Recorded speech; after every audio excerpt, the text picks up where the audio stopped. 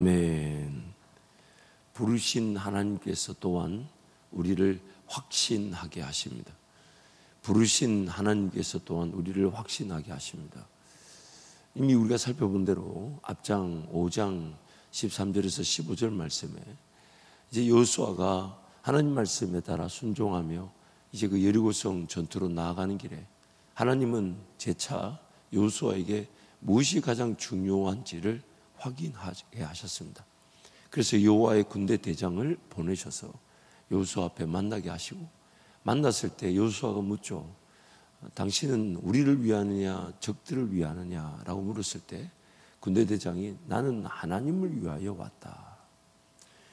오늘 우리의 삶에 가장 중요한 것이 내 일에 하나님께서 도우신다라는 그 개념보다 내가 하나님 편에 서 있는가, 내가 하나님 편에 서 있는가, 과연 내가 지금 얻고자 하는 이 일이 하나님께서 원하시는 것인가, 내가 지금 이 일을 이루고자 하는 이 일이 지금 하나님 나라를 위한 것인가, 지금 내 삶의 목적과 방향이 하나님 그분께서 나와 함께 하시고 내 삶을 이끌어 가시는 길에서의 하나님과의 동행인가. 하나님 항상 그것을 매번 확인하려 원하시죠. 내 욕심과 정욕에 따라 내가 뭔가 이루고자 하는 일이 아닌가, 혹은 하나님 나라 영광 그 꿈과 비전을 보지 못한 채 그저 광야 같은 인생살이, 세상살이에 그저 최선을 다하고 있는 것은 아닌가. 그래서 하나님의 그 예배의 은혜가 없고 기도의 은혜가 없고 말씀의 은혜가 없는 것은 아닌가. 내가 지금 하나님과 동행하고자 하는데 그 하나님의 나라를 보고자 하는 마음이 없고, 내가 어린 양 대신 예수님이 어디로 인도하시든지 간에 그분을 따라가면 되는데 그분 음성을 내가 과연 잘 듣고 있나, 식별하고 있나, 그 음성에 내가 귀를 기울이고 있나, 그 음성이 들리나. 그것이 오늘 매번 하나님께서 우리에게 먼저 확인하고 싶어 하시는 거죠. 아무리 큰 인생의 문제 어려움이 있다 해도 하나님께서 개입하신다면 반드시 해결되어지게 되기 때문에 어제 없던 답이 오늘 제시될 수 있으며, 오늘 보지 못했던 문제 해결이 하룻밤 사이에 내일도 충분히 나타날 수 있기 때문에 그 물질, 그 세상적인 가치로 하나님의 일을 해결하시는 것은 순식간이죠. 그래서 하나님 그 문제 해결과 우리의 어려움을 하게 하는 것은 하나님 그분께 맡겨놓으라 하시면서 지금 나에게 원하시는 것은 하나님과의 관계죠. 하나님 그분의 뜻에 따라, 하나님 그분이 걸어가셨은 그 방향으로 하나님 그분만 의지하고 그분만 예배하며 목자 되신 예수님의 음성을 듣고 따라가는가, 그것만 늘 확인하시는. 그래서 백성들에게 할례를 명하셨고, 또한 할례 받은 백성들에게 유월절을 지키게 하심으로 이제 전쟁을 앞에 두고 있는 그 백성들 입장에서 어쩌면 그 적들의 입장에서는 적들을 기만하는 일일 수가 있죠. 전쟁을 치르겠다는 그 백성들이 뻔히 적들이 보는 앞에서 할례를 행한다는 것은 적들의 입장에서는 적들을 기만하는, 조롱하는 것이죠. 그러나 하나님 편에서는 그 전쟁의 그 승패가 그 적들의 규모나 우리의 실력에 달려있지 않고 하나님 그분과의 관계, 하나님께 모든 것이 달려있는가, 하나님 그분께 매달리는가, 하나님 그분만 바라보는가. 그래서 여호와의 군대 대장이 적들을 위하는 것인지 하나님의 백성을 위한 것인지 그렇게 대답하지 않고 나는 하나님을 위하여 여기 왔다. 결국 그 여호와의 군대 대장이 빼든 칼은 하나님의 백성들이 하나님 그분께 온전히 삶을 드려 하나님 그분만 바라본다면 적들을 향하게 될 것이나, 만약 하나님의 백성이라는 우리가 하나님 말씀을 듣지 않고 청종하지 않고 순종하지 않다면 여호와의 군대 대장이 빼든 칼은 우리를 향하게 되는 것입니다. 그래서 민수기 33장에 모압 평지에서 모세가 이제 가나안 땅을 바라보며 이제 백성들에게 너희들이 그 땅에 들어가게 될 것인데, 그 땅에 들어가게 되거들라 하나님을 섬기지 않는 옛 거민들을 다 쫓아내고 그들이 만들어 놓은 우상들을 다 멸하고 그들이 우상을 섬겼던 산당들을 다 무너뜨려라.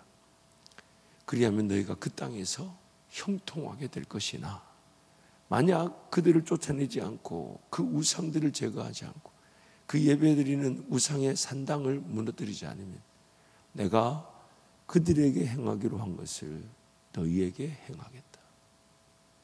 즉 그들이 쫓겨나가 그 땅이 하나님의 땅이 되기로 한 계획이 실행되지 않으면 결국 우리가 하나님을 거절하고 불순종하는 그 옛 거민과 다를 바 없는 자들이 되어버리면 우리는 기어이 이렇게 두 가지로 표현하죠.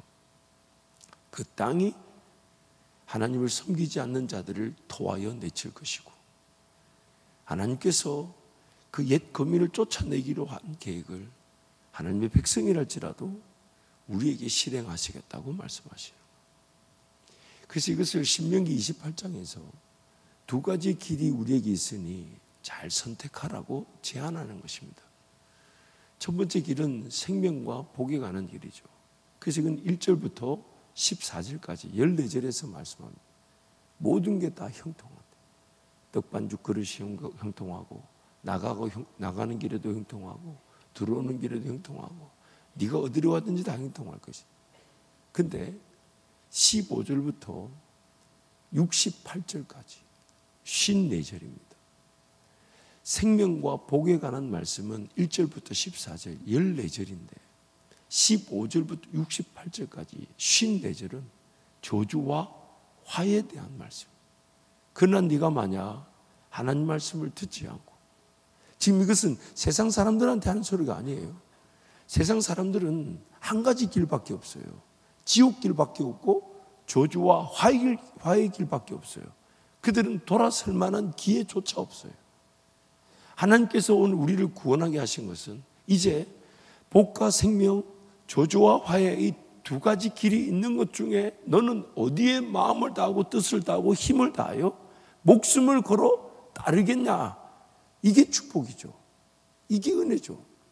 그래서 우리 신명기 28장에서 무려 14절에 비하면 54절이 54절이 복, 저주와 화에 대한 말씀이에요. 네가 만약 따르지 않으면 이렇게 된다. 그 중에 61절부터 63절 말씀 우리 같이 한번 선포합니다. 또 이 율법책에 기록하지 아니한 모든 질병과 모든 재앙을 내가 멸망하기까지 여호와께서 내게 내리실 것이니 너희가 하늘의 별같이 많을지라도 내 하나님 여호와의 말씀을 청종하지 아니하므로 남는 자가 얼마 되지 못할 것이라. 여호와께서 너희에게 선을 행하시고 너희를 번성하게 하시기를 기뻐하시던 것 같이 이제는 여호와께서 너희를 망하게 하시며 멸하기를 기뻐하시리니 너희가 들어가 차지할 땅에서 뽑힐 것이요. 지금 그 땅 앞에 놓은 하나님의 백성들에게 하나님의 말씀만을 듣고 청종하게 되면 반드시 너희가 형통하게 될 것이나 그렇지 않다면 들어간 땅에서 너희들이 쫓겨나가고 뽑히게 될 것이다. 그래서 여호와의 군대 대장이 칼을 빼들고 지금 여호수아 앞에 선 것은 다름 아닌 하나님 그분의 말씀만을 듣고 따를 것에 대한 확인을 지금 하고 있는 것이죠. 또한 여호와의 군대 대장이 그 하나님을 섬기는 자들 앞에 섰다는 것은 하나님의 부르심에 대한 기회이기도 합니다. 그래서 하나님의 그 부르심에 따라 반응하며 걸어갈 때 우리는 그 어떤 영적인 상태, 내가 얼마나 연약하든지 얼마나 부족하든지 간에 하나님의 부르심이면 충분하다는 것을 우리에게 말씀하고 있죠. 그런데 이제 조금 있다가 우리가 그 부르심의 자리에서 오늘 저와 여러분의 영적 상태를 한 세 가지 부류로 성경이 우리에게 말씀하고 있어요. 구약의 말씀 보면 하나님의 사자, 하나님의 군대 대장이 그 하나님의 그 백성들을 부르시기 위해 등장했던 장면이 3번 등장합니다. 그것은 이제 모세와 기드온과 여호수아죠. 근데 그 케이스가 그 등장하게 되면서 각기 다른 반응 그리고 그 열매를 우리 성경에 소개해 주면서 하나님의 부르심이면 충분하지만 너희는 그러면 모세와 기드온과 여호수아 케이스를 경우를 보면서 어떤 걸 사모해야 될까, 어떤 걸 목표로 둬야 될지 우리에게 도전하고 있습니다. 근데 너무 안타까운 게 모세나 기드온이나 여호수아는 하나님의 그 부르심 앞에 하나님께서 부르셨다는 그 하나만으로도 쓰임을 받을 수가 있었어요. 그러나 그 나중에 결과는 좀 모세와 기드온과 여호수아는 각각 달랐어요. 그래서 어제 우리가 모세와 여호수아의 그 부르심의 차이를 보았고, 이제 오늘은 이제 모세와 기도원과 여호수아의 그 부르심의 전반적인 그 차이를 좀 보면서 우리의 영적 상황을 발견하고 하나님 은혜를 구해야 될 부분을 찾아내지만, 안타까운 부르심이 또 하나 있어요. 그게 뭐냐면 하나님이 분명히 말씀하시고 나타났는데도 끝까지 쓰임받지 못한 채 자기 길을 가고만 경우가 있었습니다. 그게 누구였냐면 발람이었어요. 발람이었어요. 분명히 하나님의 음성을 들을 줄 알았고 하나님의 백성 이스라엘을 축복하라는 그것을 알았지만은 끝내 자기 꾀로 말미암아 멸망당한 발람의 얘기를 보여주고 있어요. 민수기 22장 21절 24절 말씀 함께 선포합니다. 발람이 아침에 일어나서 자기 나귀의 안장을 지우고 모압 고관과 함께 가니 그가 감으로 말미암아 하나님이 진노하심으로 여호와의 사자가 그를 막으려고 길에 섰느니라. 발람은 자기 나귀를 탔고 그의 두 종은 그와 함께 있더니 나귀가 여호와의 사자가 칼을 빼어 손에 들고 길에 선 것을 보고 길에서 벗어나 밭으로 들어간지라. 발람이 나귀를 길로 돌이키려고 책짓질하니 여호와의 사자는 포도원 사이 좁은 길에 섰고 좌우에는 담이 있더라. 모압 왕 발락이 이스라엘 백성들이 이제 광야 생활을 마치고 이제 모압 그 지방으로 이제 올라간다는 소식을 듣고 그 하나님의 일하심, 하나님의 능력을 듣고 모압 왕 발락이 선지자라 하는 발람에게 사람을 보내서 네가 와서 네가 축복하면 축복을 받고 저주하면 저주가 내린다는 걸 아니, 발람이 와서 저 사람들을 저주해 달라 이렇게 부탁을 하죠. 그래서 발람이 묻습니다. 하나님께. 하나님 갈까요? 근데 하나님 뭐라고 하셨죠? 처음에 가지 말라고 그랬어요. 가지 말라고 그랬어요. 그래서 모압 왕 발락이 보낸 사람들을 돌려보냈어요. 근데 모압 왕 발락이 포기하지 않고 아마도 더 많은 물질을 발람에게 제시했어요. 이 발람이 또 다시 온 그 발락 왕 그 요청에 어제 지난번에 물었을 때 하나님 분명히 가지 말라 했는데 발람이 또 묻습니다. 결국 이 발람이 얘기를 제가 좀 더 하겠지만은 그 열매를 보면 그 나무를 안다고 발람이 분명히 하나님의 뜻을 물었고 하나님이 아니라 했는데 또 물었다는 얘기는, 그리고 나중에 발람의 결국을 봤을 때 발람의 마음에 뭐가 있었던 거죠? 물질에 대한 욕심이 있었던 거죠. 그래서 이번에 하나님 또 물으니까 하나님께서 발람에게 가라 하십니다. 무슨 뜻이냐면, 우리는 그 결론을 알기 때문에 무슨 뜻이냐면 하나님이 내가 원하는 것을 억지로 막지 않으시더라는 거예요. 분명히 하나님의 뜻이 없는데 또 물으니까 하나님이 그 욕심을 아시고 네 정 원하면 가라. 근데 가는 길에 하나님 여호와의 사자가 칼을 빼들고 선 거예요. 똑같은 장면이 연출됐죠. 근데 너무 안타까운 게 모세나 기드온이나 여호수아나 칼을 빼들고 선 혹은 나타난 여호와의 사자, 여호와의 신현, 그 하나님과의 만남 앞에 그들은 다 그것을 보았지만은 발람의 눈에는 그 여호와의 사자가 보이지 않았어요. 무엇이 그의 눈을 가린 겁니까? 무엇이? 욕심이. 나귀는 보는데, 하나님께서 나귀의 눈을 열어 보는데 내 눈에는 안 보이는 거예요. 이게 오늘 우리의 두려움이죠. 기어이 여호와의 사자가 칼을 빼들었는데도 너무 안타까운 게 발람이 끝까지 그 길을 가더라는 거예요. 가면 된다 안 된다. 여러분, 사무엘의 아들들이 불법을 행하자 사무엘이 안타까워했죠.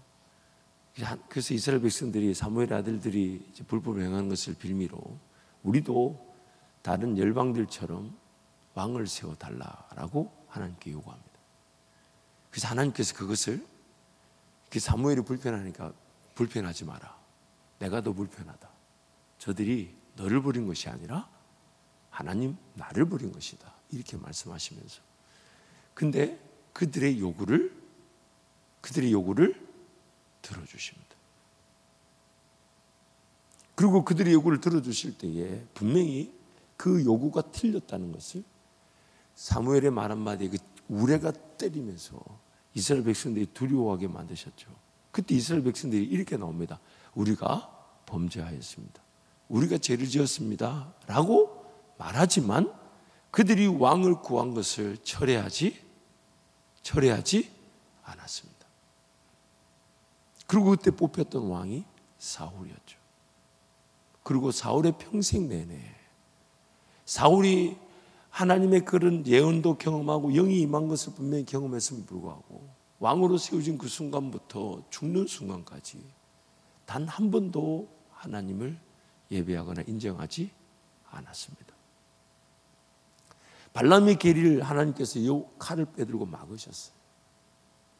그런데 욕심으로 닫혀진 우리 눈이 깨어 기도하지 못했던 우리의 영적 상태가 그 여호와의 사자를 알아보지도 못했고 여호와의 사자를 눈을 열어 보여줘도 그 길을 돌아설 줄을 모르다라는 거죠.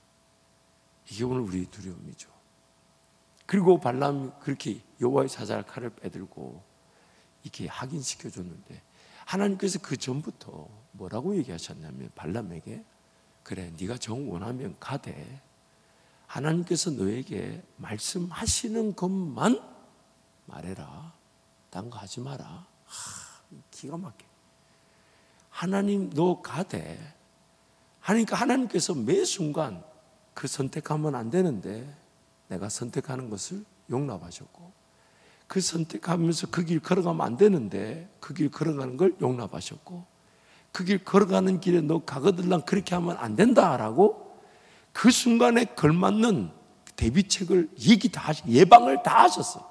예고를 다 하셨어요. 너 가더라도 내가 너에게 말하는 말만 해라. 딴 말 하지 마라.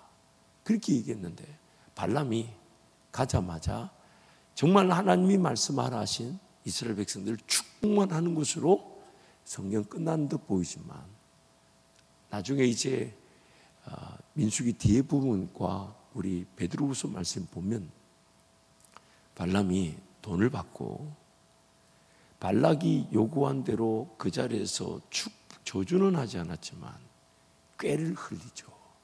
그게 뭐냐면 저들에게 음행의 위기를 만들어라. 그리고 그 음행에 빠지면 저들 스스로 자멸하게 될 것이다. 그걸 바알 부올 사건이라고 그러죠. 그래서 미디안의 여인과 모압의 여인들이 이제 이스라엘 백성들과 음행을 하게 돼요. 심지어 그들이 우상을 섬기는 일에 같이 갔다고 그러죠. 그 일로 약 2만 5천 명이 연병으로 죽게 됩니다. 저주한 것보다 더 큰 아픔을 심판을 만들어낸 것이죠. 결국 그 발람은 나중에 여호수아의 칼에 죽게 됩니다. 그래서 베드로후서 2장 15절 16절 말씀 함께 선포합니다.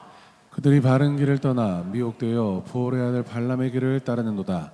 그는 불의의 싹을 사랑하다가 자기의 불법으로 말미암아 책망을 받되 말하지 못하는 나귀가 사람의 소리를 말하여 이 선지자의 미친 행동을 저지하였느니라. 발람의 이야기, 이제 우리가 살펴보게 될 모세와 기드온과 요수아, 공의 하나님께서 그들 가운데 즉 직접 나타나셨어요. 공교롭게도 각 부르심 앞에 하나님의 여호와의 사자가 등장합니다. 군대 대장이든 혹은 천사든 나타나서 직접 그 길에서 부르시고 혹은 막으십니다.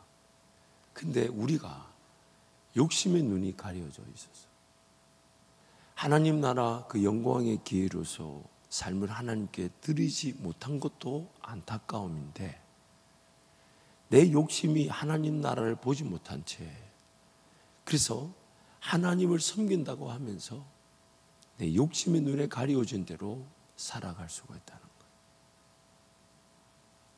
하나님께서 내 결정과 선택을 막지 않으시고 그것을 끝까지 존중하시고, 그러나 그 순간순간에 어떻게 해서든 그렇게 하지 마라, 그렇게 하지 마라, 그렇게 하지 마라, 그렇게 하지 마라, 그렇게 하지 마라. 몇 번을 그렇게 하나님께서 기회를 주셨지만 욕심의 눈이 가려진 그 눈은 그것을 보지 못했다는 거죠. 오늘 이런 위기가 우리 가운데 있을 수 있다는 겁니다. 그래서 하나님 앞에 항상 깨어 기도해야 되는 것은 세상을 살아가기 위한 신앙이 되어서는 안 된다는 거예요. 세상에 필요한 것들을 이루기 위해 하나님을 찾으려는 어리석음을 내려놓아야 한다. 세상이 어떠한 길에서든지 나에게 뭔가 요구하고 나에게 뭔가 필요로 한 것을 제시할 때 우리는 그 영적인 눈으로 주를 더 바라보려고 해야 되지, 육신의 눈에 보이는 것으로 나의 삶이 붙들려 갈 수 있다는 것. 그래서 항상 깨어 있어 쉬지 말고 기도하라는 것은 우리 육신의 눈이 기어이 하나님 그분 나라 보지 못한 채 이끄는 대로 끌려갈 수 있다는 거예요. 그래서 그 욕심이 이끄는 대로 끌려가다 보니 틀린 줄 알고 잘못된 줄 알고 이거 아닌데라는 거 알면서도 그 길을 벗어나지 못하는 안타까움이 있다는 것이죠. 하나님 음성을 들을 줄 알면서도, 들어야 됨을 알면서도, 듣고자 함이 없는 것도 문제겠지만 듣고서도 기어이 그렇게 살면 안 된다, 그렇게 살면 안 된다, 그렇게 가면 안 된다, 그렇게 내버려 두면 안 된다, 그렇게 하나님 우리에게 계속 얘기하시는데도 그걸 거절하지 못한 채 기어이 그 욕심대로 정욕대로 예배가 안 되는데 예배가 안 되는 대로 내버려 두고, 기도가 안 되는데 기도가 안 되는 대로 내버려 두고, 하나님 그분의 음성을 믿고 인내하며 기다려야 되는데 그게 그 인생을 걸만한 그런 용기도 믿음도 없이 그저 자기 길을 걸어가고 맙니다. 자기 길을 부리고 맙니다. 이게 오늘 저의 형편이고 우리의 형편일 수 있다는 것이죠. 그래서 그 발람의 이야기를 지금 미리 보여준 것이, 발람의 얘기를 그 이스라엘 백성들의 이야기 앞에 미리 보여주시면서 오늘 우리에게 그 얘기를 도전하시는 겁니다. 저와 여러분의 영적 상태를 살펴보라는 겁니다. 하나님께서 부르시면 누구든지 쓰임받을 수 있지만 그 부르심의 그 결과가 완전히 다르다는 거예요. 그래서 내일 우리가 좀 더 모세와 기드온과 여호수아의 케이스를 보면서 오늘 우리의 그 부르심 앞에 내 모습을 진단하고 나는 정말 어떤 자세에 있는가, 그리고 하나님의 그 부르심이면 충분하기에 나는 어떤 마음과 정성과 뜻과 힘과 목숨을 다해 그 부르심에 반응할 것인가, 따라갈 것인가. 오늘 우리 인생이 그 하나님의 부르심에 달려있다는 것을 잊지 말아야 될 것입니다. 발람이 얘기를 묵상하면 할수록 오늘 우리는 그 두려움을 피할 수가 없습니다. 하나님께서 그렇게 극적으로 아니다라고 말씀하시는데도 오늘 그 발람의 길, 자기 길을 걸어간 것처럼 오늘 우리도 그럴 수가 있습니다. 심지어 지금 우리의 다른 모습보다도 하나님 음성 앞에 나는 어떤 반응을 하고 있습니까? 하나님 음성을 얼마나 사모하고 있습니까? 얼마나 듣고자 하십니까? 얼마나 깨어 계십니까? 얼마나 기대하고 계십니까? 저와 여러분의 눈앞에 하나님 나라는 얼마나 보이십니까? 하나님의 영광의 기회는 얼마나 보이십니까? 저와 여러분의 삶의 이유가, 하나님께서 나를 호흡하게 하신 목적이 과연 무엇입니까? 주님께서 나를 이 땅에 남겨놓으신 이유가 무엇입니까? 그것에 내 삶이 붙들리지 않으면 우리의 타락한 이 본성, 그 욕심과 정욕과 육체의 욕구가 우리를 얼마나 눈을 가리게 만들어서 봐야 될 것을 보지 못한 채 그저 내 보고 싶은 거 내 들리는데 내 하고 싶은 대로 내 인생을 그 죽음의 길로 이끌어 갈 수 있다는 것이 우리를 얼마나 두렵게 하는지 모릅니다. 정말 두렵고 떨립니다. 정말 하나님 은혜 아니고는 이 자리에 단 한 걸음도 설 수가 없고, 하나님께 은혜를 구하지 않고서는 단 한 걸음도 살 수가 없는데, 어느 순간 그 은혜를 구하는 마음보다 삶을 더 잘 살아내야 된다는 인생의 그 부담감이 더 커져 있는 것은 아닌가.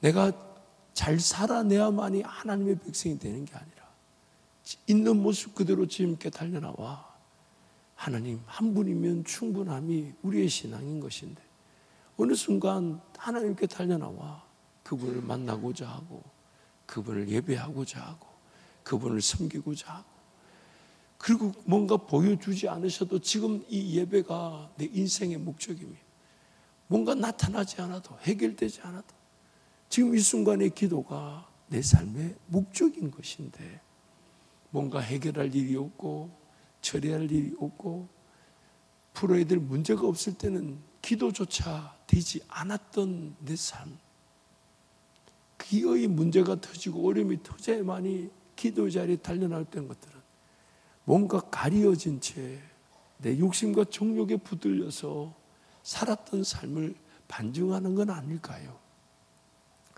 발람의 이야기, 이 여호와의 사자가 등장하여 하나님께서 끊임없는 기회를 주시지만은 자기 꾀, 자기 욕심에 붙들려 기회의 크기로 간 그 이야기는 오늘 우리를 충분히 깨울 수 있어야 되고 깨워야 될 줄 믿습니다. 깨워야 될 줄 믿습니다. 하나님 앞에 달려나가지 않으면 안 되는 그 인생으로 오늘 우리 하나님과 동행하시기를 축복합니다. 무엇보다 여러분, 간절히 우리가 기도해야 될 제목은, 발람은 하나님의 음성이라도 들을 줄 알았는데 하나님 그렇게 기회를 주셨는데, 오늘 우리는 하나님 음성을 확실하게 받았음에도 불구하고 이 말씀에 대한 관심이 없다는 것, 우리를 좀 깨워야 되지 않을까요? 두려움이 되어야 되지 않을까요? 다른 거 다 놓치더라도, 다 포기하더라도 하나님 어떻게든 나에게 말씀할 수 있도록, 그래서 내 귀가 열리지 않고 내 눈이 닫혀 있어 하나님 음성 들을 줄 모르고 하나님 음성에 하나님 나라 볼 줄 모르는 걸 아시고 어떻게든 보여주시고 어떻게든 들리게 하시려고, 소통하시려고 이걸 주셨잖아요. 소통하시려고. 그리고 예전에는 수많은 방법들을 구약에는 다 쓰셨지만 이제는 예수 그리스도 말씀이신 이것으로 우리에게 충분하다 하시는데도 이 말씀이 그렇게 와닿지가 않고 보고자 하지 않고 붙들리려고 하지 않고 이 말씀에 사로잡히려고 하지 않는 우리의 죄성, 그런데도 여전히 우리에게 기회가 주어진 것은 발람처럼 그렇게 망하지 않도록 예수님 때문에 우리에게 주어진 것인데, 우리도 그들처럼 그렇게 망했어야 되는데 예수님 때문에 즉시로 용서를 받고 즉시로 하나님 앞에 달려나올 수 있지만 우린 여전히 발람과 같은 그런 상태에 머물러 있을 수 있지 않냐 이거예요. 여러분, 오늘 이 강단에서 선포된 말씀이 오늘 저와 여러분에게 과연 얼마나 경종이 되십니까? 저는 말씀을 준비하면서 또다시 저 자신을 보고, 물론 제가 부끄럽기에 여러분도 부끄러울 거라 그렇게 생각지는 않습니다. 하지만 말씀 앞에서 두렵지 않습니까? 두렵지 않습니까? 물론 하나님은 그 두려움이 하나님께 기도하는 기회가 되어 평안이 되게 하시고 만지심이 되게 하시겠지만, 그 두려움 없이 그냥 사라지는 내 인생이 되어서는 안 되겠다는 것입니다. 그래서 우리 하나님께 매달리십시다. 매달리십시다. 다른 어떤 은혜보다 하나님 그분께 매달려서 하나님의 부르심은 충분한데 그 부르심의 기회조차 거절한 채 자기 길을 걸어가고 만 발람처럼 하나님 내 인생이 그런 상태.